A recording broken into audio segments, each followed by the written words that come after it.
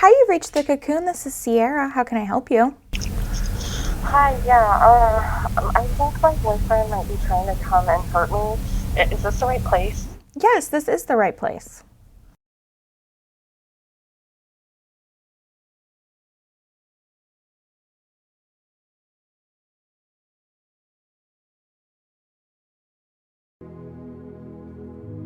It started out with like yelling and screaming and cussing. And then it escalated into shoving and nudging.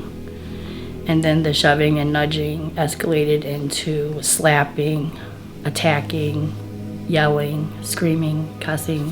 Physical, mental, financial, drug, alcohol. The verbal, physical, emotional, financial, sexual, and the slut shaming. Manipulation and gaslighting. Love bombing, projection.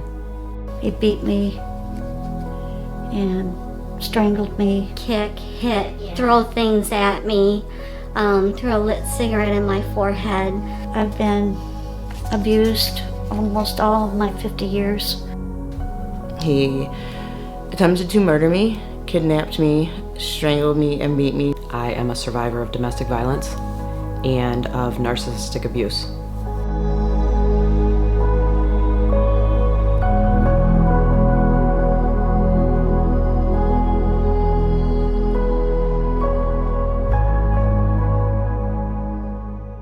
Well, when we first got together, it was the love bombing.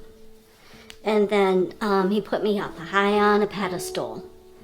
And then all of a sudden, he started nitpicking at me and tearing me down. And then with the alcohol abuse increasing, every abuse all the way across the board, that all increased. But the verbal abuse and emotional abuse, it really takes a toll on you. The slut shaming was like, it would start from 11 o'clock at night to all the way till 6 o'clock in the morning, kept waking me up and telling me what a horrible person I was. I have a whole list of names that I was, like 20 names. My current husband wouldn't work, wouldn't keep a job, wouldn't help pay for the household or food. And then when I left, turned all the utilities, lights, took all the deposits, basically abandoned myself and my daughter who's special needs. I've been abused almost all of my 50 years with him. I thought there was no way out. Then he'd turn around and be nice and give me gifts. So I was confused. I did try to leave him a couple of times and he hurt me and made me stay. Tried to get a divorce. He's tried to have me committed and then get guardianship. That got denied. There were a lot of experiences in my situation that involved drug use and violence and criminal activity. I knew that he was tracking me somehow. Law enforcement was not sure if it was in my phone or on my vehicle. I was instructed to bring my vehicle to a local car dealership, and they put it up on a lift and checked for a GPS device and found one.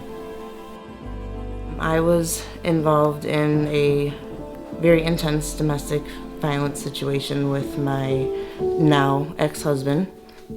He attempted to murder me, kidnapped me, strangled me, and beat me for about 3.5 hours. When the detective came out to take follow-up pictures of my injuries, because I was the worst case of strangulation he's ever seen in his 28 years that was alive.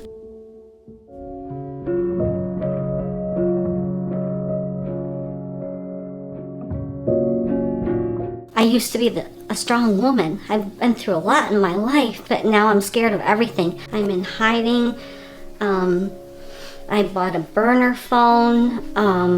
I changed my phone number. I feel like I need to change my appearance, you know?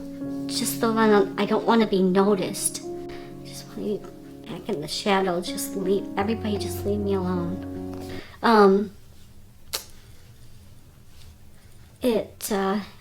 I can't remember what you asked. Oh, about the fog. Oh yeah, see, that's just it. You know, you're in a fog, you can't remember, plus I don't work. My brain's not there because I can't think. I don't even know what day it is, and I felt like I deserved it all. I didn't matter. No more dreams, no more goals. I was nothing, and I was very lonely. I couldn't work for weeks afterwards because I was beaten so bad that I couldn't see, so I couldn't work for almost 2 weeks. If you watch me talk, the left side of my mouth, or left side of my face doesn't move the same as the right side of my face.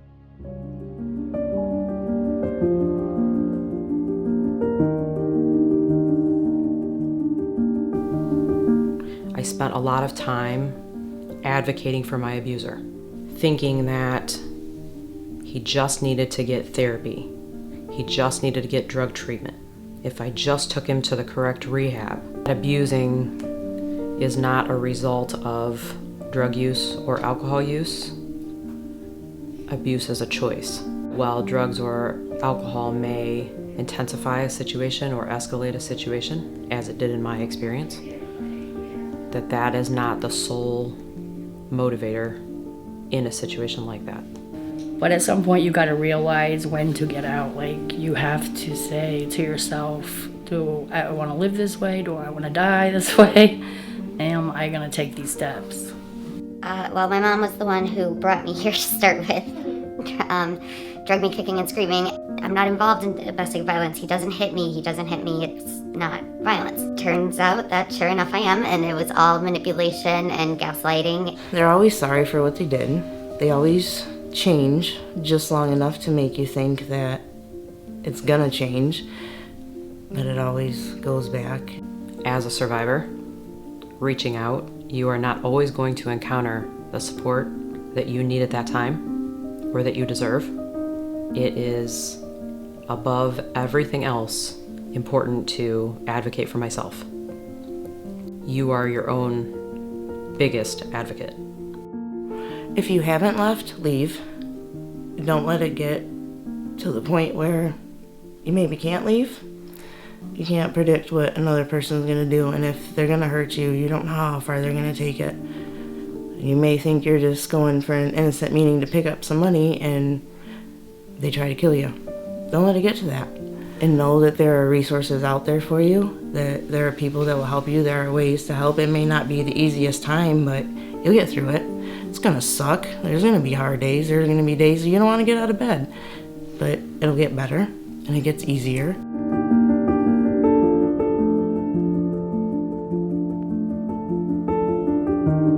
For me, it was my children. I wasn't completely educated that I was worth it, but I knew they were.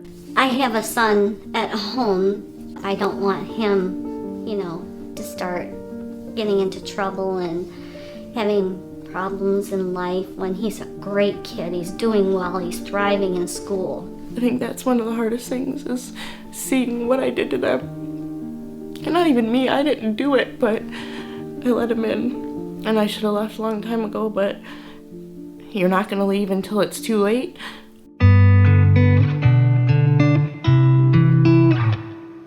The Cocoon was my very first contact in getting out of my abusive relationship. And the Cocoon can help with basic needs. Food, the Christmas gifts, the therapy, the free therapy. He had an advocate from the Cocoon come out, and pretty much from that moment forward, I've had an advocate by my side for every court appearance, for every breakdown.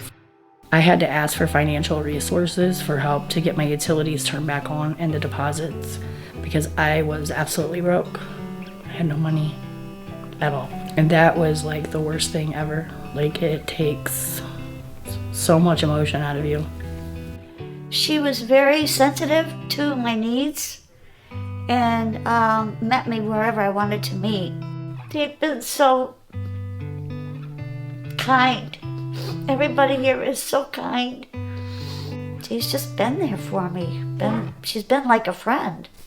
You went to the court dates with me. You were there when I got the CPO.